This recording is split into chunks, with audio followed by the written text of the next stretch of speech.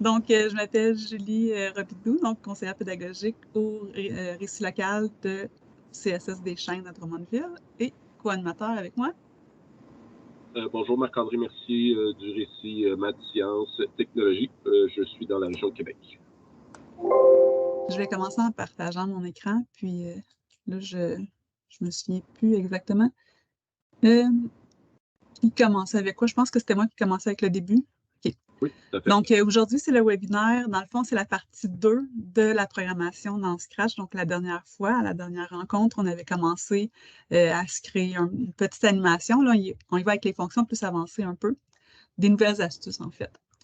Donc, l'enregistrement est commencé. Donc, le webinaire est enregistré si jamais on peut éteindre nos caméras ou pas. Ensuite, voici le plan de l'atelier. Donc, aujourd'hui, ce qu'on va faire, c'est que, on va regarder un peu un petit rappel sans aller en profondeur, mais un rappel de ce qu'on a fait la dernière fois. Mais la nouveauté d'aujourd'hui, c'est vraiment, on va programmer un dialogue entre deux sprites. On va changer d'arrière-plan aussi, donc on va basculer d'un arrière-plan à l'autre. On va apprendre comment poser une question, donc avoir une interaction avec l'utilisateur, puis avoir une réponse. On va regarder pour utiliser aussi différents blocs de départ, donc pas juste le drapeau vert, puis comment ajouter de la musique en arrière-plan. Puis on va finir avec les ressources, puis les questions, mais s'il y a des questions à mesure, il n'y a pas de problème, on peut répondre aux questions aussi. Pour le rappel, Marc-André, je te laisse faire le rappel. Oui, merci bien, Julie. Effectivement, un petit rappel, la dernière fois, lorsqu'on a présenté au webinaire, on a présenté le début de votre histoire d'hiver. Donc, juste un petit rappel de ce qu'on avait vu, là, les blocs simples, les blocs de démarrage, là, lorsqu'on clique sur le drapeau. Il y avait les éléments aussi au niveau des documents de référence qu'on vous a laissés là, sur les mouvements et l'apparence.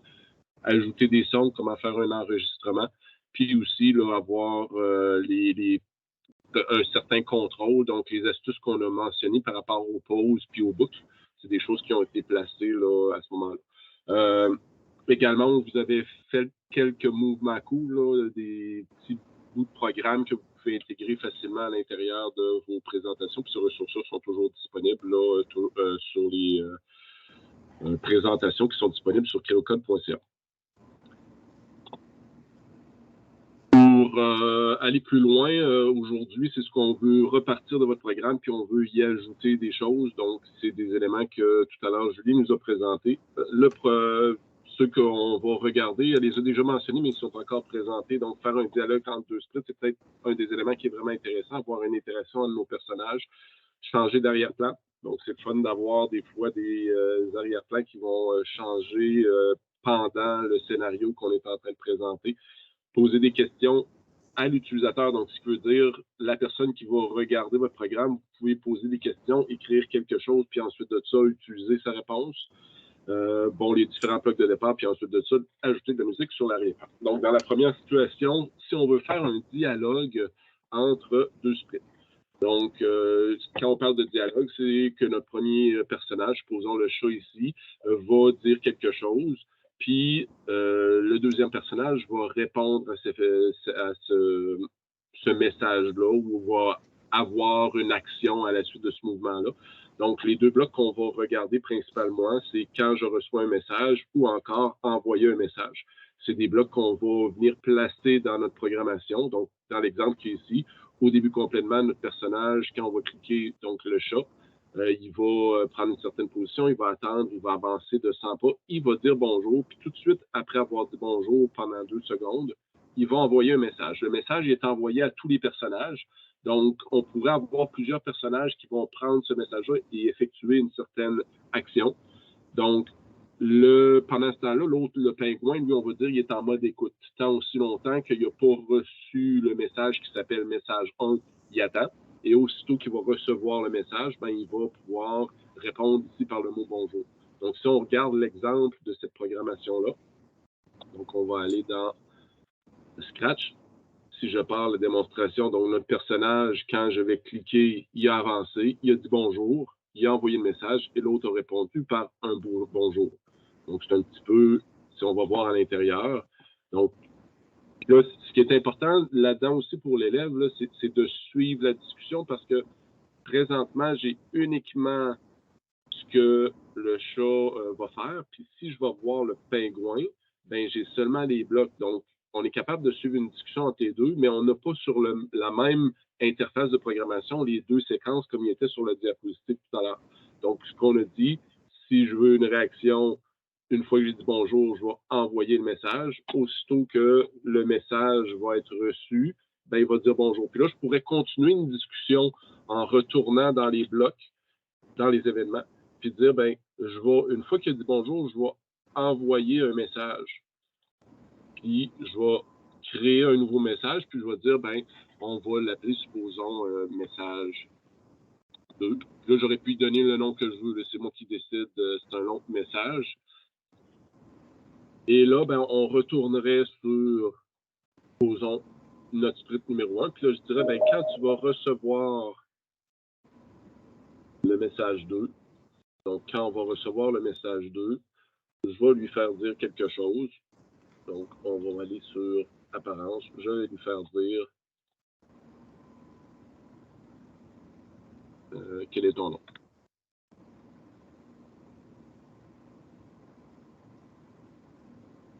On va mettre un point d'interrogation en fin. Donc, si on regarde la modification que je viens de faire, puis là, ça va peut-être être rapide. Ouais. Je vois 2 secondes. Non, correct. Non, ça va être correct. Donc, si on redébute, au début complètement, mon personnage avance, dit bonjour. Lui va répondre bonjour pendant 2 secondes. Puis ensuite de ça, ben, il a envoyé le message, quel est ton nom. Donc, on pourrait faire un échange de discussion entre 2 personnages de cette façon-là en créant une suite de messages. Puis en créant une suite de colonnes, justement. Puis là, je pourrais avoir un 3e personnage là, qui pourrait faire quelque chose quand il va envoyer le message 3 ou le message 2 ou quoi que ce soit.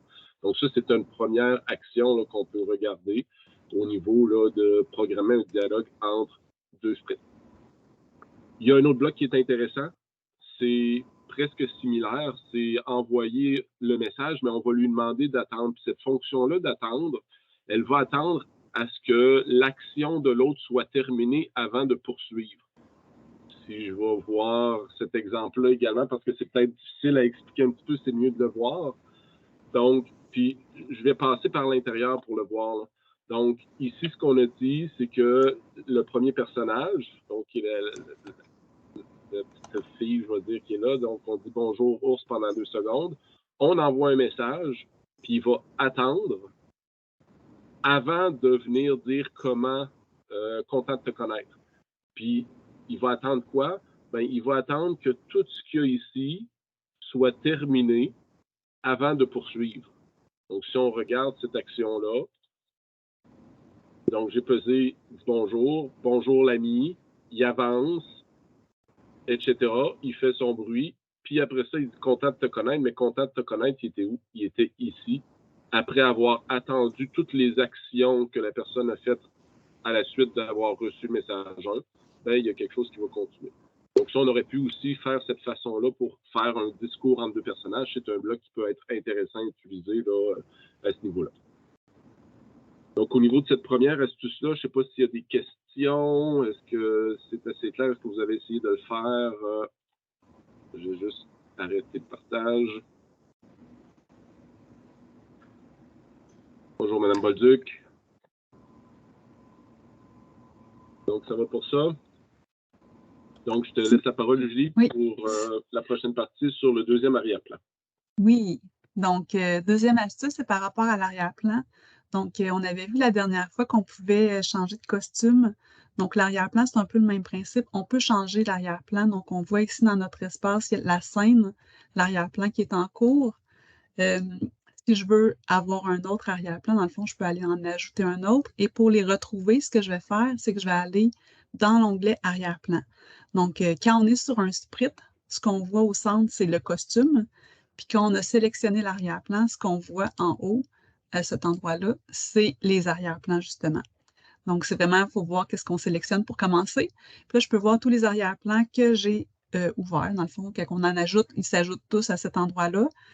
En ce moment, j'ai accès à, dans le fond, à ce moment, dans mon programme, c'est celui-ci, mais j'en ai d'autres, donc je vais pouvoir faire la programmation pour basculer de un à l'autre Donc, faire des scènes qui se déroulent à des endroits différents.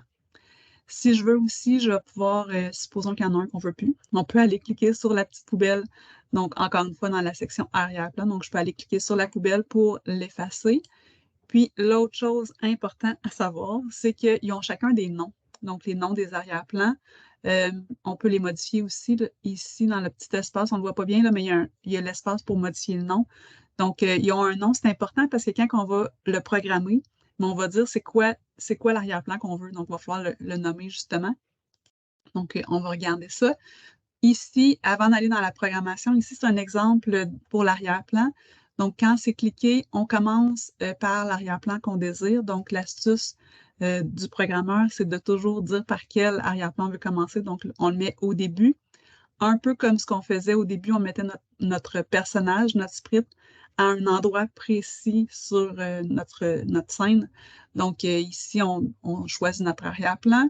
Il fait ses petites actions et ensuite, on dit basculer sur l'arrière-plan et on voit que ce n'est pas le même nom. Donc, on peut changer d'un arrière-plan à l'autre.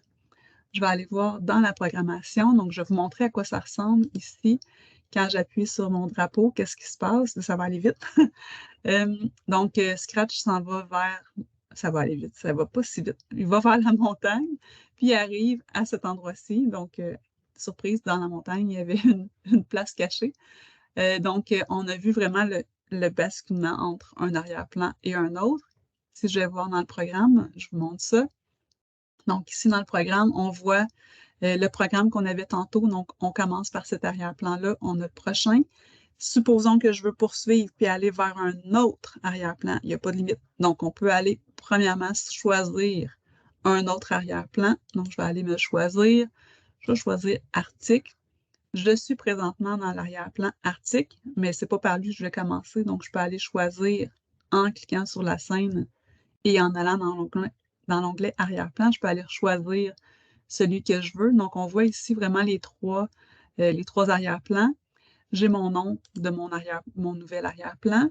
Et là, si je retourne dans ma programmation pour aller l'ajouter, donc je veux programmer mon sprite, je vais dessus et je vais aller dans le code. Donc là, je suis dans les costumes, mais je vais aller dans le code. Donc, je retrouve mon programme où on dit de basculer sur un arrière-plan. Cette fois-ci, je veux changer, je veux aller rajouter mon nouvel à la fin. Donc, ce que je vais faire, je vais aller chercher dans les blocs, c'est les blocs apparence, même bloc que pour les costumes. Donc, je vais aller ici choisir basculer sur l'arrière-plan. Et là, j'avais la montagne, j'avais l'hiver et l'autre, c'est, bon, il est déjà au bon, là, mais je vais choisir l'arrière-plan que je désire. Quand on avait les costumes, là, on pouvait passer de un à l'autre sans y réfléchir. On pourrait aussi faire ça dans une boucle, changer des arrière-plans. C'est pas tant intéressant, mais bon, on est capable de passer d'un arrière-plan suivant et tout ça. Donc là, après, ce que je peux faire, c'est que je peux poursuivre ma programmation. Fait que si je regarde ici, mon programme, il s'en va vers la grotte. Il arrive dans son lieu mystère. Puis après ça, il fait son programme, il est content et il change ensuite d'un autre arrière-plan. Donc, on peut passer vraiment d'un arrière-plan à un autre. Ça, c'était l'astuce numéro 2. La suite, c'est Marc-André avec... Ah, bon, je n'avais pas fini de mes clics. Donc, la suite, Marc-André, je te laisse le contrôle de l'écran. Oui. Juste avant peut-être de poursuivre, je vous suggère peut-être de prendre un petit 5 minutes là, pour essayer les deux astuces qu'on vient de vous présenter, de les ajouter à votre programme. Là. Donc, juste prendre le temps de soit ajouter, peut-être 5 minutes, ce ne sera pas assez, mais au moins d'ajouter une discussion entre deux personnages, donc d'avoir deux personnages, puis peut-être d'avoir un deuxième plan qu'on va pouvoir ajouter également. Ça fait qu'on va prendre une petite 5 minutes pour soit faire un ou l'autre, ou si vous êtes vraiment capable de faire les deux. On vous laisse le temps. Puis si vous avez des questions, gênez-vous pas, là, ouvrez le micro, on est en famille. Là. Fait qu'on va pouvoir... Moi, j'avais une question. Une question. Les arrière-plans, ça ne peut pas changer genre de fondu enchaîné. Hein? C'est vraiment... Il n'y a pas d'astuce hein, pour... En fondu? Aussi, l'arrière-plan peut-tu devenir noir à un moment donné? Tu sais, puis après ça, je pourrais passer d'un à l'autre? Les effets, là, je pense pas qu'on ait les effets, ces arrière-plans. C'est sur les personnages. Les effets, là, genre, tu sais, ajouter en fantôme, en luminosité, en affaires de même, on peut pas faire ça avec les arrière-plans, hein, je pense. J'ai pas Non, vu pas à ma ça. connaissance. Quand je regarde, là, c'est pas quelque chose que je peux faire. C'est sûr qu'on pourrait programmer un arrière-plan noir, puis après ça, tu sais, qui dure pendant 30 secondes, puis après ça, il y a l'autre. Mais c'est peut-être pas le fondu qu'on désire. Je regarde. Non, on n'a pas les options comme dans le son, là, où est-ce qu'on peut augmenter le son au début puis le rapetisser à la fin ou quoi que ce soit. C'est vraiment uniquement les images. De la même façon que le split aussi, là, on n'a pas ces options-là. Ouais. Mais on peut en redessiner, tu sais, si on veut rajouter des éléments, là. Fait que des fois, tu sais, on peut avoir 4-5 arrière-plans avec des petites modifications dessus. C'est pas optimal, là. Va falloir écrire à Scratch pour leur proposer. Moi, j'ai manqué quel bloc mettre pour changer l'arrière-plan. Pour changer l'arrière-plan, en fait, je vais juste retourner dans mon partage d'écran. Que là, j'ai comme... Je vais aller à l'intérieur du programme. Quand on est dans le personnage, on va aller dans l'apparence. C'est là qu'on va pouvoir aller choisir basculer sur l'arrière-plan. Mais il faut en avoir plusieurs d'avance, là. Basculer sur l'arrière-plan. Oui, mais si tu as juste un arrière-plan, il n'y aura pas grand choix.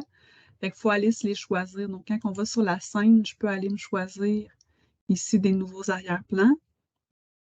Puis, ils vont s'ajouter dans l'onglet arrière-plan, on va les voir. Puis, si tu es déjà dans l'arrière-plan, tu peux aussi les ajouter à cet endroit-ci, là, en passant par le bouton en bas à gauche. C'est le même principe. C'est exactement la même option que ce qui est à droite.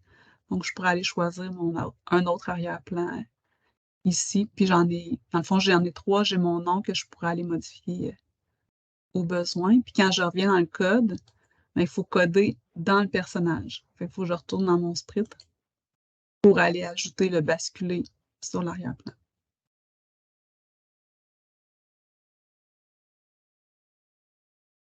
Ça a-tu fonctionné? Sans voix de. Moi, je suis pas pire. Là, j'ai marqué basculer vers l'arrière-plan de la ferme. OK. Il passe de sa chambre à la ferme, OK? Ah oui. Il a le droit. Puis, il y a des petites actions entre. Il a avancé puis il a dit bonjour.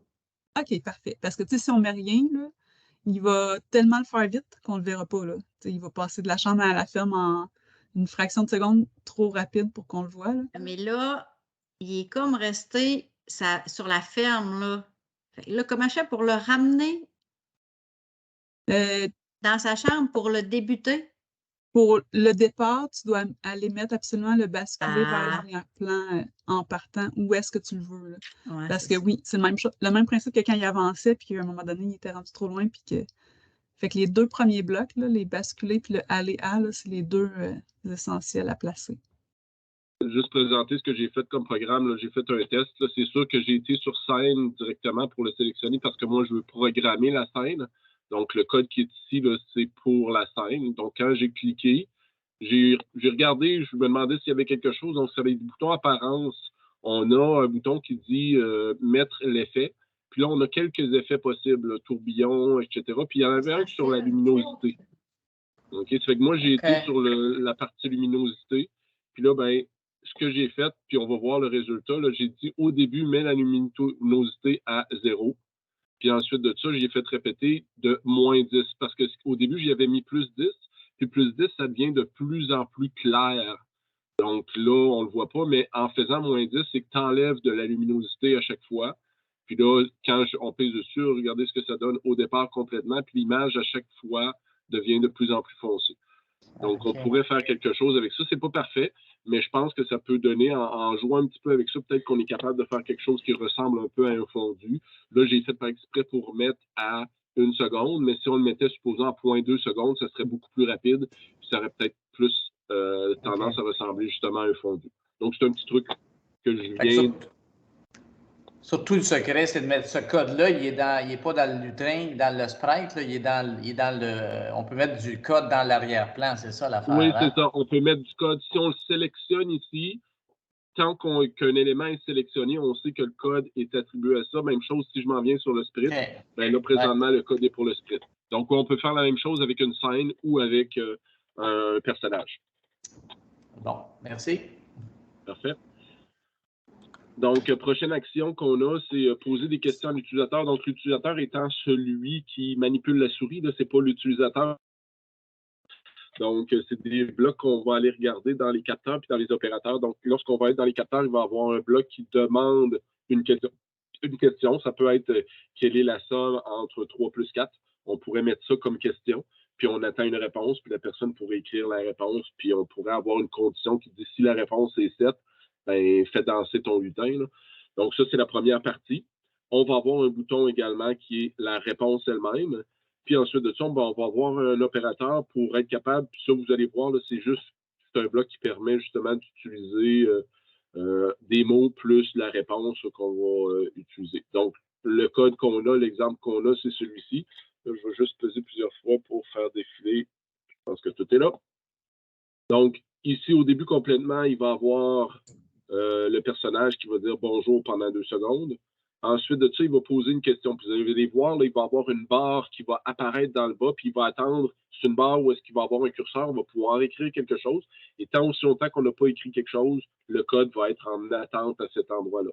Par la suite, ben, nous autres, ce qu'on peut faire, c'est de prendre la réponse, puis l'utiliser pour que le personnage soit capable de dire quelque chose. Donc, dans l'exemple ici, bonjour. Là, on va attendre quel est ton nom. Donc, on va marquer, supposons, Charles. Puis une fois qu'on va avoir fini d'écrire Charles, ben, il va dire bonjour en utilisant la réponse que j'ai écrite, bonjour Charles pendant 2 secondes. Donc, c'est un petit peu la façon justement qu'on va le faire.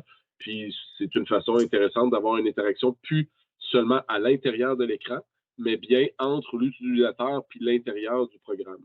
Donc, si on regarde ici, donc il dit bonjour. C'est la bulle que je vous parlais tout à l'heure. Il y a quelque chose qui rentre, donc je vais marquer Charles.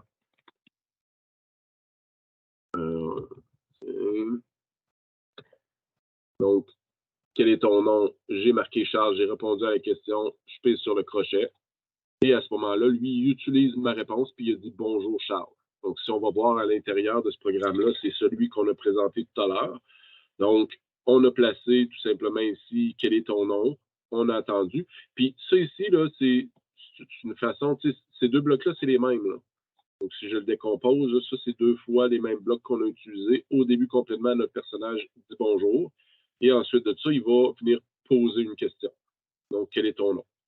Par la suite, nous autres, ce qu'on veut faire, c'est utiliser un mot que nous autres, on va utiliser, plus la réponse. Donc, ça ici, ce bloc-là, on le trouve à quel endroit? On le trouve dans les opérateurs. Donc, je vois juste dans les capteurs ici, là, ça ici, c'est le bloc qu'on est venu chercher pour poser la question.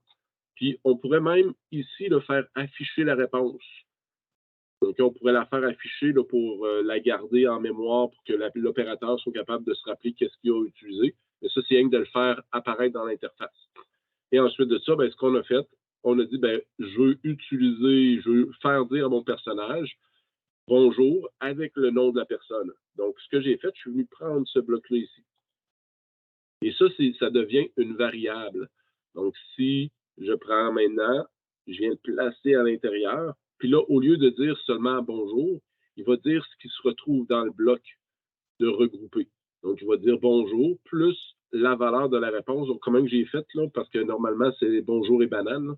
Ben, j'ai pris le bloc réponse, puis je l'ai amené ici. Donc, si on recommence, puis cette fois-ci, à la question qu'il va me poser, je m'appelle Jean. Ben, ce qu'il va faire, il va dire bonjour Jean parce que maintenant, la nouvelle réponse que j'ai donnée, c'est Jean. Puis il l'a affiché tout simplement. 2 secondes, c'est peut-être rapide. Là.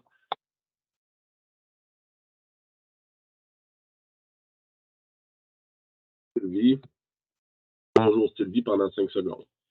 Et là, c'est sûr que je pourrais même aller dans des conditions, puis là, aller dans contrôle, puis dire, ben, si, supposons, la valeur, puis là, je vais juste pousser un petit peu plus loin, là, si la valeur de la réponse qui est égale à Sylvie.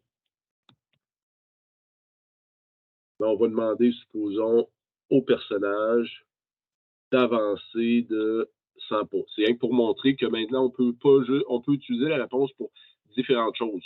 Donc, supposons, on a demandé à l'élève de faire un choix de réponse, A, B, C ou D.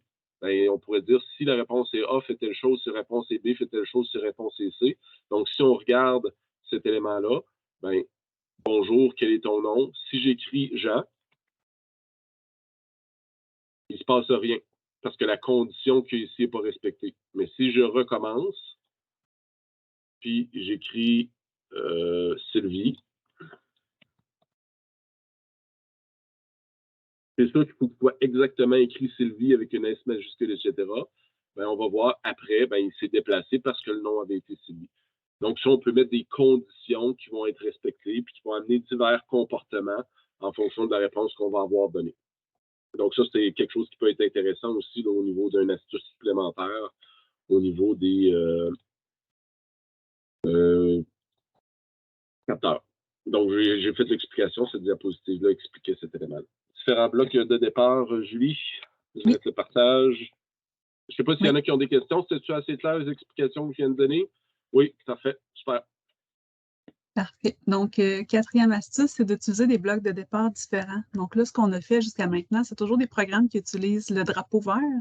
Donc, à chaque fois qu'on clique sur le drapeau vert, le programme part, mais on peut le programmer pour qu'il se passe quelque chose à d'autres moments. Donc, ici, il y a deux autres exemples. Donc, quand je pèse sur le sprite, quand je clique dessus, il va se passer quelque chose, ce qui va être en dessous. Ou si j'utilise la barre d'espacement, mais il va se passer quelque chose aussi.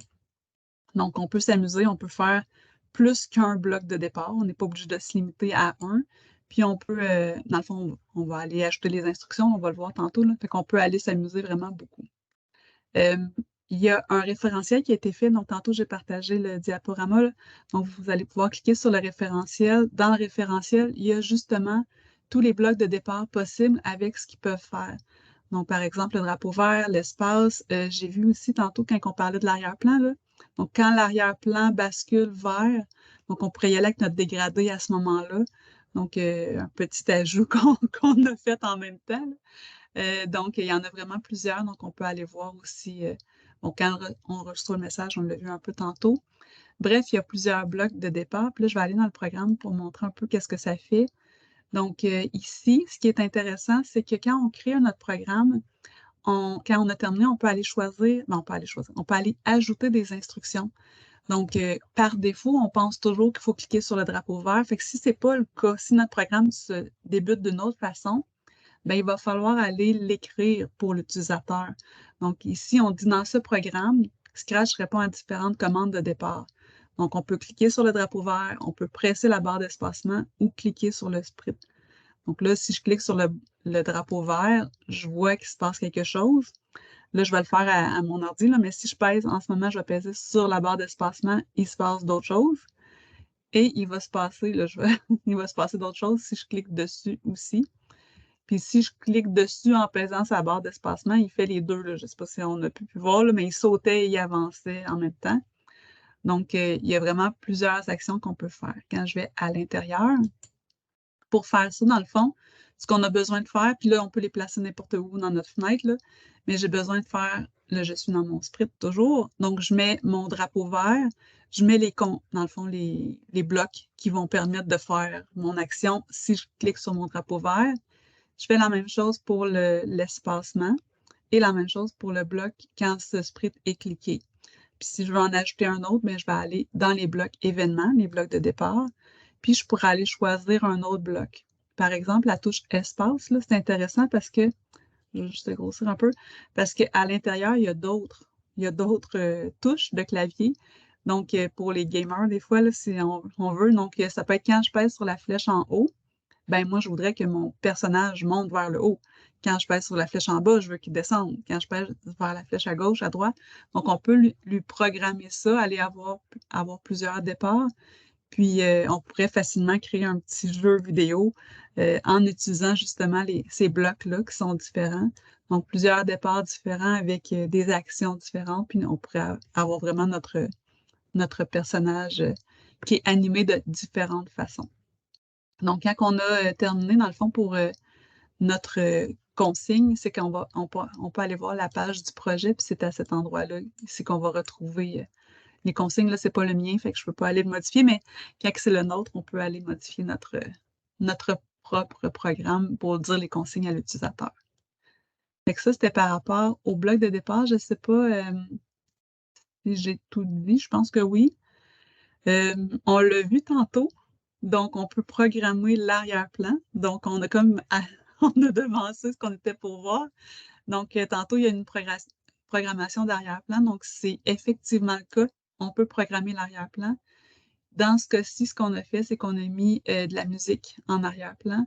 Donc là, je vais juste aller mettre mon son ici pour qu'on l'entende bien. Donc, quand je pèse sur le drapeau vert, on entend le son. Ben, vous l'entendez? OK, bon. On entend le son, puis le programme se déroule en même temps. Donc, je vais faire stop. On va aller voir à l'intérieur. Donc, on a eu un peu un aperçu tantôt comment faire. Donc, je peux programmer. Quand je programme un personnage, je le vois toujours que je suis dans la page du personnage. Puis quand je programme un arrière-plan, c'est en cliquant dessus. Puis on voit aussi l'image de l'arrière-plan pour se souvenir que c'est dans l'arrière-plan. Puis souvent, les élèves qui commencent à programmer dans l'arrière-plan oublient, dans le fond, on pourrait programmer le sprite dans l'arrière-plan. Puis là, ah non, ça ne marche pas. Donc, on va falloir qu'on copie-colle, qu'on déplace nos blocs. Mais bref, on peut programmer même façon que le sprite. Donc ici, on a vraiment programmé. Cette fois-ci, on a utilisé la boucle. Donc, dans le contrôle, on avait la dernière fois utilisé la boucle qui se répétait un certain nombre de fois. Là, on a choisi indéfiniment. Donc, on va entendre la musique sans fin. Puis, on a choisi le son. Ici, c'était le son Xylo. Donc, jusqu'au bout. Donc, c'est vraiment une façon de programmer. Mais là, je pourrais, indéfiniment, je pourrais aller mettre une autre action un peu tantôt, l'autre action qu'on pouvait programmer. C'est ça. Fait qu'on peut vraiment y aller avec tout ce qu'on veut. Donc, je pourrais aller même enregistrer ma voix puis aller mettre ma propre, ma propre chanson. L'autre chose par rapport au son aussi qu'on a fait, c'est que quand j'ai été. Bon, non, je ne veux pas entendre la musique. Quand on a créé notre son, ce qu'on a fait, c'est que dans le son, il était vraiment fort au début. Donc, on peut aller, petite astuce, là, on peut aller dans notre son. Tantôt, on a été dans l'arrière-plan. Là, je suis rendue dans le son. Puis, on peut aller choisir des fondus plus forts, moins forts. Donc, pour notre santé, des fois, il faut avoir le son un peu moins fort. Donc, on l'a vraiment baissé, mais je pourrais quand même le réduire encore. Puis, on peut entendre la différence. Là, je vais faire stop, là, mais on peut entendre la différence. Les élèves le trouvent aussi rapidement parce qu'il y a des sons, des effets spéciaux. Là, les robots, faire parler quelque chose en robot, c'est très drôle. Les élèves s'amusent beaucoup. Bref, c'est ça. Fait qu'on peut aller programmer notre arrière-plan. On peut aller choisir, adapter notre son aussi, le choisir. Donc, voilà. Je pense que j'avais fait le tour pour cette petite extra. On a une question. J'ai une petite question. On a passé tantôt rapidement. Effectivement, si les jeunes ne codent pas dans le bon lutin, là, dans le bon sprite, c'est quoi là, pour prendre un code puis l'amener dans un autre lutin? Ben moi, ce que je fais souvent, supposons que j'ai programmé ce code-ci, là, je vais défaire un peu leur programme, là. Ouais. Mais si j'ai programmé ce code-ci, je peux copier-coller ou moi, j'aime bien utiliser le sac à dos. Donc, quand on a le sac à dos, je pourrais descendre ici dans le sac à dos. Mon script se retrouve dans mon sac à dos. Je retourne sur mon premier sprite et là, je vais pouvoir aller le chercher puis le repositionner. Donc, c'est une autre astuce qu'on n'avait pas nécessairement pensé et expliquer, mais le petit sac à dos peut être vraiment pratique pour prendre un programme puis le ramener. Puis, on voit aussi que j'ai d'autres choses dans mon sac à dos parce que ça reste dans mon programme. Tu sais, c'est tout ce que j'ai fait dans ma vie de sac à dos. OK. Bon, ça fait longtemps que ça existe. J'ai jamais vu ça, sac à dos. Là. Je viens de le découvrir. Là. Ça fait longtemps que c'est là. Moi aussi, je viens de découvrir ça. C'est la première fois que je découvre pour ce partage-là. Là. C'est intéressant aussi le sac à dos parce que je peux passer d'un programme à l'autre, pas juste d'un sprint à l'autre. Là. Ça le conserve. Fait que, je pourrais dire je vais programmer une autre chose puis je vais aller chercher le sac à dos. Donc, c'est intéressant. Puis quand on remixe des projets, on peut aller chercher les trucs des autres aussi. Là. OK, c'est bon. Mais sinon, le copier-coller, ça fonctionne bien aussi. Il n'y a pas de problème avec le copier-coller. Est-ce qu'on laissait un peu de temps pour l'essayer ou on poursuivait? Non, je pense que ça va aller. Là. Il y avait seulement là, une demande qui avait été faite là, par rapport à ta chanson de Noël. On voulait que tu fasses l'enregistrement, effectivement, tu le partages éventuellement. OK. Je vais faire ça un peu plus tard. Est-ce que je continue le partage puis tu continues parce que tu rendu la partie, mais. Oui, c'est correct. Tu peux garder le partage que là. Donc, c'est un exemple là, de carte là, qui a été faite là, par une collègue, là, Stéphanie Rioux, du Récit MST. Vous allez voir un petit peu là, des animations. C'est des fois, quand un personnage se déplace, ça peut être intéressant de le voir grossir. Donc, vous allez voir ce lien-là. C'est sûr que là, le son. Le son est fort. Attends, je vais aller enlever le son. Ça va être juste moi qui va l'entendre. Parfait. Puis, ce qui est intéressant, c'est que vous avez le personnage qui est en arrière complètement actuellement, là. Puis quand on le part, vous allez voir, il va grossir au fur et à mesure que là, il faut écrire quelque chose, quel est son nom, il faut écrire, supposons, Julie. Puis une fois qu'elle a répondu, vous allez Le voir son le est tellement personnage. fort ici que je n'avais même pas réalisé qu'il y avait quelque chose. Donc, si elle appuie sur la barre d'espacement, ben, vous voyez le personnage va grossir à chaque fois. Donc, ça, c'est un effet qui peut être intéressant quand on fait déplacer des personnages. Quand ils partent d'en arrière et qu'ils s'en viennent, normalement, la perspective qu'on a, il devrait être plus grand. Donc, ça peut être quelque chose qui peut être intéressant là, à faire éventuellement. Là. Puis, il y a un bloc pour ça là, qui nous permet de le faire. Donc, c'est rien qu'un exemple là, où est-ce qu'on avait justement là, du son qui était ajouté là, sur une carte de Noël là, pendant cet élément-là qui était programmé. J'ai essayé justement, cette semaine, j'ai essayé de combiner, on en parlait, je pense, la semaine passée, de combiner un glisse avec un changement de taille pour avoir un mouvement un petit peu plus fluide. Là. Je ne suis pas arrivé à quelque chose de 100% convaincant, là, mais c'est déjà mieux que ça. Là, c'est moins saccadé. Là. Ouais. C'est sûr qu'en diminuant le plus possible les délais, là, nous autres, c'est souvent dans les démonstrations, on veut mettre l'emphase sur les phénomènes. Ça fait que si on met les délais trop rapprochés, des fois, on le voit mal ou quoi que ce soit. C'est sûr que là, les délais, ils sont trop grands pour que ça fasse un effet qui est effectivement intéressant. Mais en jouant avec ça, ça peut être un élément aidant. Merci bien. Si on revient sur le webinaire, parce qu'on est à la fin, là, juste un rappel sur les ressources. Donc, c'est les mêmes ressources qu'on avait lors du dernier webinaire. Donc, c'est des ressources qui peuvent être intéressantes pour apprendre d'autres astuces ou d'autres ressources là, pour certains programmes. Puis, à ne pas négliger aussi d'aller voir tous les projets qui sont disponibles dans Scratch, puis d'en regarder quelques-uns, puis d'aller faire un remix, puis d'aller voir justement qu'est-ce qu'ils ont fait comme programmation pour obtenir ce résultat-là. C'est une belle façon d'apprendre ça, justement. C'est une force de Scratch parce qu'on a accès à une grande base de données, je vais dire, là, par rapport aux programmes qui sont disponibles là, lorsque les personnes veulent bien les rendre disponibles. Parce qu'au départ, les programmes ne sont pas publics, ils sont privés. L'autre chose aussi, on a encore là les mercredis matins. Là, cette semaine, non, la semaine prochaine, c'est notre dernier ECV avant les fêtes. Après ça, on va recommencer. Là. Donc, de 9h à 11h, on est disponible pour répondre à vos questions. Vous avez des petits problèmes, comme tout à l'heure, le fondu. Là, tu sais, moi, ce que je vous ai présenté, M. Ducharme, tout à l'heure, je ne la connaissais pas, cette fonction-là. J'ai juste été voir, puis j'ai découvert avec vous que ça existait et qu'on était capable de faire quelque chose. Donc, il y a peut-être des fois, vous cherchez puis vous ne trouvez pas, ben, peut-être de venir nous voir si vous êtes disponible entre 9h et 11h30. Ça va nous faire plaisir de vous accompagner là, dans les questions que vous pourriez avoir.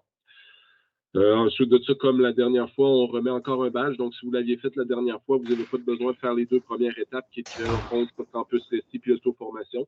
Il vous restera tout simplement à venir demander le badge en cliquant sur cette page. C'est encore disponible pendant 7 jours. Donc, vous aurez un badge également pour l'atelier d'aujourd'hui. Aussi, oui. Est-ce que, je ne suis pas sûr, est-ce que sur le chat, est-ce que c'est le bon lien? Parce que c'est marqué encore partie 1. C'est-tu le bon diaporama que j'ai? Parce que j'ai cliqué sur le lien, là, je tombais sur le diaporama de la semaine passée. Ça se peut-tu que j'ai le... Sur le lien qui est marqué cette page, vous parlez? Ou C'est marqué partie 1. C'est marqué webinaire 3, partie 1. C'était celui de la semaine passée, ça? OK, c'est peut-être moi qui ai mis le mauvais lien tout à l'heure. Dans le clavardage, vous parlez, là? Oui, c'est ça. Oui, c'est peut-être pas la bonne présentation, effectivement.